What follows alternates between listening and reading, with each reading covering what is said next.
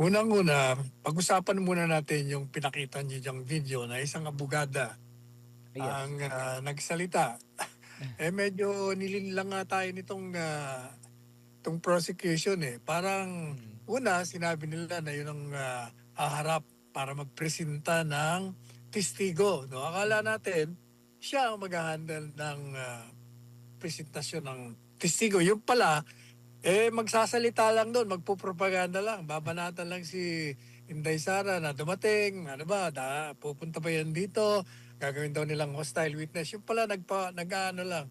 Hindi lamang nagpupropaganda, gusto lang sigurong makita mukha niya sa telebisyon. Hindi naman pala siya ang mag-handle ng presentasyon ng testigo. Mm. Now, pangalawa, kaugnay naman dun sa testigo. Alam po ninyo, mawalang galang na sa lahat. Ha? Mm. Yes. Sa aking palagay, parang nasayang ang 3 oras na panonood natin doon sa presentasyon ng testigo ng Mm. prosecution. Bakit kanyo? Ano ba ang testimonya nito? Ang testimonya lang naman ito, di umano, eh, pinanood niya yung mga pahayag ni Inday Sara at in-authenticate niya kung ito nga ay tunay na lumabas at kung ano ang mga sinabi niya, yun din ang nakita niya doon sa Facebook, sa Meta, kung saan saan pa. Tapos nagpresenta ng mga affidavit na nandun sila nung panahon ng sinasabi ni Inday Sara yon. Teka Mm. muna, bakit? Ang tanong ko, kini-question ba yung mga pahayag ni Inday Sara? Has the defense disputed that? Kinontra ba nila na walang ganon? Na hindi nagsalita si Inday Sara? Wala akong narinig na Mm. kinokontra nila yun. Ang sinasabi nila, pag gagamitin mo yan, kailangan yung context. Kaya nga gusto nila, hindi lang yun ang papakita mo sa screen, kundi lahat, kung yun Mm. yung mismong komperensya. Dahil kung papakita mo lang yung portion na nagagalit siya, eh, iba ang magiging pananaw mo. Mm. O madalit sabi, bakit ka pa magpipresenta ng isang testigo na wala namang halaga? Anong makukuha mo? Hindi naman dinidispute. It's not disputed na nagsalita si Inday Sara ng ganon. Ang sinasabi ng depensa, at yun din ang sinasabi natin noon pa, Mm. na yung pahayag niya ay sagot lamang sa isang vlogger. Kailangan titingnan mo yung context. Kung baga, nagsusumbong siya sa bayan na merong mga nagpaplanong pumatay sa kanya at kung patayin siya, aba, paghiganti niyo ako. Yun lang naman ang punto ron. So para sa akin, useless yung testigo ng prosecution. Because, number one, yung video, hindi naman dinidispute yun. Number Mm. two, yung presentasyon ng testigo will not prove anything. It will Mm. not prove that the Vice President committed the crime nor an impeachable offense.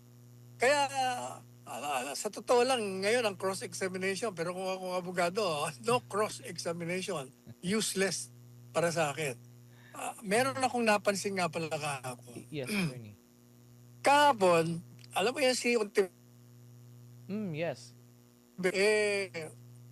maraming bagay yan na hindi kami nagkakasundo niyan. Palagi Mm. natin napupulaan yan. Pero kahapon, medyo hindi yata naintindihan yung punto de vista niya. Meron siyang sinasabi sa hukuman at sa prosecution na teka muna, nung ipipresenta na yung NBI, ang tanong ko, sabi niya, Mm.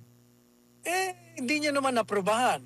Nagkontrata siya ng mamamatay tao. So ang tanong ko sa inyo, tinatanong ng Ontiveros, Mm. eh, ito ba ay isang krimen yung ginawa niya, yung mga pagpapahayag niya? O ito'y mali lang na asal? Ang sagot naman itong prosecution, nagtalumpati ron. Ang talumpati, madalit sabi, nagpropaganda. Kaya Mm. sinasabi ko nga kahapon kay Jason, akala ko nanonood ako ng impeachment trial. Yung pala, propaganda proceeding pala ito. Kasi ito namang presiding officer na si Escudero, wala nang ginawa ito kung hindi overrule ang objection at pumapayag sa Mm. propaganda ng kabila.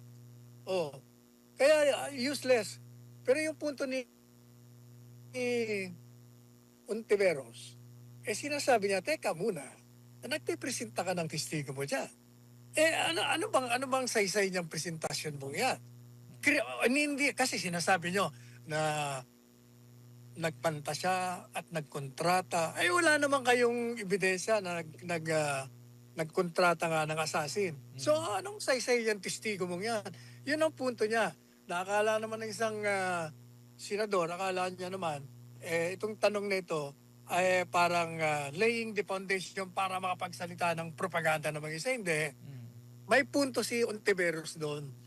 Iyon din ang sinasabi natin na bakit mo pa ipipresenta ang isang testigo na hindi naman nagpapatunay na merong ginawang krimen itong si Inday Sara at hindi rin nagpapatunay na impeachable offense.